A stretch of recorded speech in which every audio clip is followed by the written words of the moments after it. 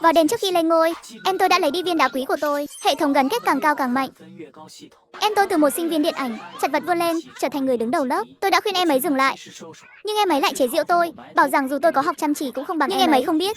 Hệ thống đó thực chất là một con quái vật bị giam trong viên đá quý. Linh hồn của em ấy đã đổi bằng mạng sống. Kết quả điểm đã có. Tôi được 653 điểm. Còn thiếu vài điểm để vào trường đại học tôi mong muốn. Tôi cắn răng, tự nhủ phải cố gắng thêm nữa. Chỉ có như vậy tôi mới thoát khỏi gia đình này. Khi vừa lấy bài tập mô phỏng ra để ôn, thì tiếng ồn ào từ phòng khách vang lên. Ba mẹ, ra đây đi. Con thì đứng đầu lớp. Không thể nào. Lưu Như Yên luôn có thành tích học tập kém cỏi. Như Yên suốt ngày đứng ở cuối bảng xếp hạng. Mới qua một tháng sau kỳ thi thử, sao có thể từ vị trí cuối lớp leo lên đứng đầu lớp được?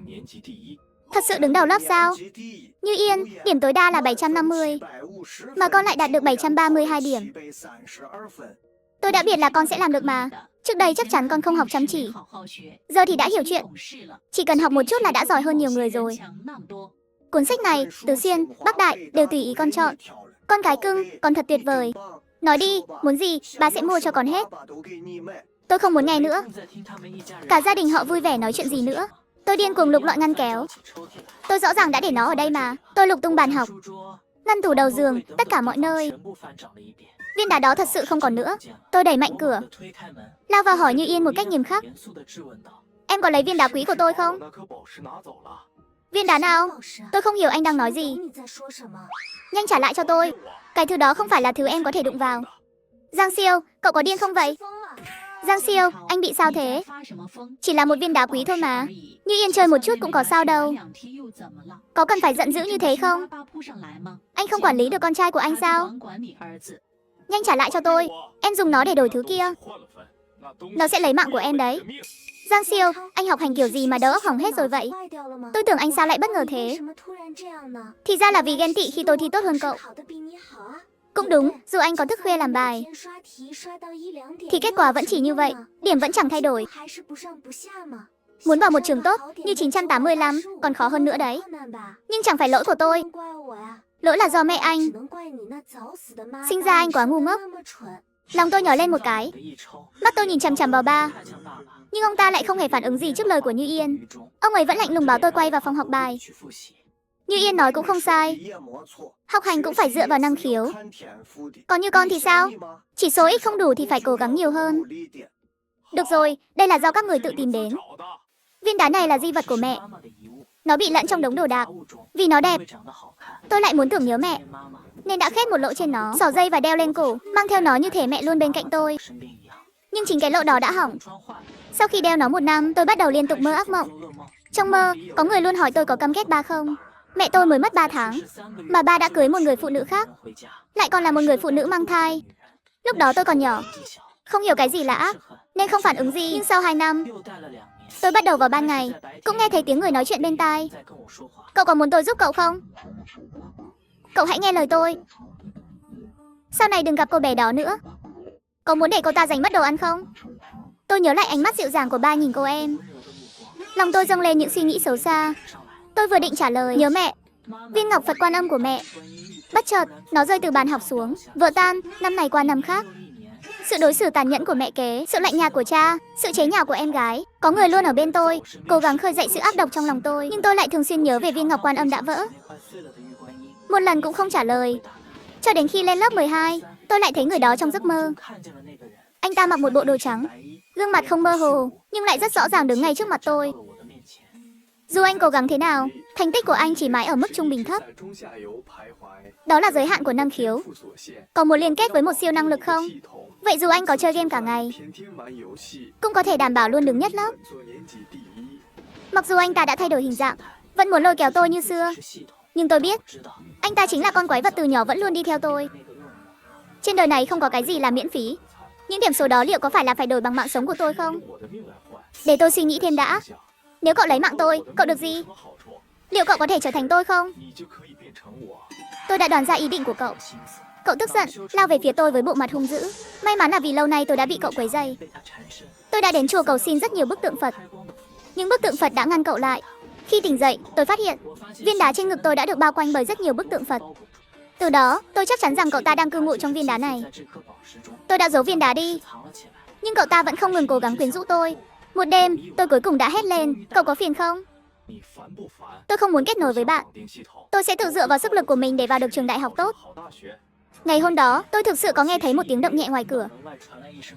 Nhưng tôi đã không để ý. Giờ nghĩ lại, chắc hẳn là đã bị Lưu Như Yên nghe thấy rồi. Bố tôi ngoại tình với mẹ kế khi mẹ tôi đang mang thai. Mẹ tôi vừa sinh tôi xong, mẹ kế đã đến ép mẹ tôi ly hôn với bố. Mẹ tôi bị kích động mạnh. Mẹ hoảng hốt chạy ra ngoài. Mẹ bị tai nạn xe. Mẹ kế của tôi nhanh chóng lấy bố tôi. Chẳng bao lâu sau, bà sinh ra Lưu Như Yên. Vì vậy, Lưu Như Yên thực ra chỉ nhỏ hơn tôi nửa tuổi. Cô ấy luôn là bạn cùng lớp với tôi. Khi cô ấy trở thành học sinh đứng đầu lớp, mọi người đều tâng bốc cô ấy, khen cô ấy là thần học. Trước đây, cô ấy đã tập hợp một số bạn học có thành tích kém, lập thành một nhóm nhỏ. Giờ đây, những người này càng tôn sùng cô ấy như thần thánh. Chúng ta xếp lớn không cần học cũng có thể đạt điểm tuyệt đối. Mấy người ngu ngốc hiểu cái gì? Lưu Như Yên thích chỉ đạo trong giờ tự học. Họ ngồi quanh tôi, vừa gây ồn ào, vừa nói cười ầm ĩ. Bạn cùng bàn tôi không chịu nổi, cô ấy đi tố cáo với thầy cô, nhưng các thầy cô đều bỏ qua. Lưu Như Yên thấy tôi như vậy, càng đắc ý. Giang Siêu, anh nỗ lực như vậy có ích gì chứ? Dù anh có dành 24 giờ mỗi ngày để làm bài tập, cũng không thể vượt qua tôi. Mẹ anh cũng không thể sánh bằng mẹ tôi. Anh chỉ có thể bị mại đường cuối mà thôi.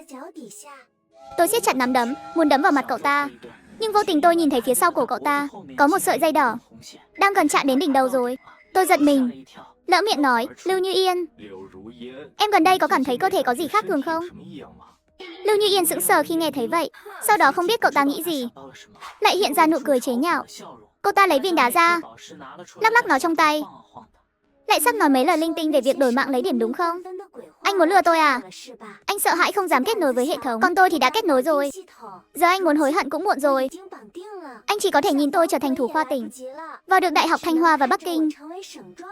Không có bữa trưa nào miễn phí đâu. Cậu có được thứ siêu nhiên như vậy, em không nghĩ đến hậu quả sao? Hậu quả thì đương nhiên sẽ có. Trong ánh mắt của cậu ta, tôi cảm thấy rợn tóc gáy, cảm giác như tôi là con mồi của cậu ta. Thời gian trôi qua từng ngày, chẳng mấy chốc đã đến ngày công bố điểm thi thử. Không ngoài dự đoán, cô ta lại đứng đầu toàn khối. Còn tôi, không biết là vì viên đá bị Lưu Như Yên lấy đi, hay là nỗ lực thực sự đã có kết quả. Tôi đã thi tăng 20 điểm, tổng cộng được 676 điểm. Nếu thi đại học cũng đạt điểm này, tôi sẽ chắc chắn vào được trường đại học tôi yêu thích, nơi rất xa nơi này. Vừa có kết quả, Lưu Như Yên đã được bao nhiêu điểm? Hỏi. Ánh mắt âm hiểm của cô ta làm tôi có cảm giác liệu có phải trong giao dịch với ác quỷ. Cô ta còn bao gồm điểm thi của tôi. Mặc dù không biết có liên quan gì, tôi vẫn báo một điểm giả. Chỉ có 614 điểm, không tốt. Giang Siêu à, cậu ngày càng kém rồi.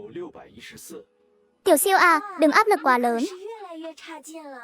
Chờ chúng ta Như Yên vào được Thanh Hoa hay Bắc Kinh, trở thành người xuất sắc, lúc đó sẽ quan tâm đến cậu. Tại sao cậu lại mềm lòng như vậy? Quan tâm cái gì? Tiểu Siêu cũng giống như mẹ cậu, chỉ là vô dụng. Ai ra, dù sao cũng là một gia đình mà. Nuôi đến lớn như vậy, tôi cũng đã hoàn thành trách nhiệm. Phải lo lắng đến lúc nào nữa? Nhiều lúc chả thèm quan tâm cậu ta, cũng không liên quan gì đến tôi.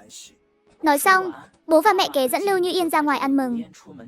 Lưu Như Yên khoác tay bố và mẹ kế, quay lại nhìn tôi, nở một nụ cười đắc ý. Tôi cúi đầu giả vờ buồn bã, tránh ánh mắt của cô ta. Nhưng trong lòng tôi lại rất bình tĩnh. Lưu Như Yên không phát hiện, sợi dây đỏ đã leo lên đến đỉnh cổ cô ta, và mọc ra nhiều sợi tơ nhỏ, đang leo lên mặt. Họ nghĩ tôi sẽ buồn khi bị bỏ lại một mình ở nhà. Nhưng thực ra họ không có ở đây. Tôi lại càng thoải mái hơn. Ăn xong mì ăn liền, tôi ở nhà một mình ôn tập. Vào lúc 10 giờ, bố tôi gọi điện, giọng rất vội vã. Em gái con ngất xỉu rồi, con mau đến bệnh viện số 1 thành phố.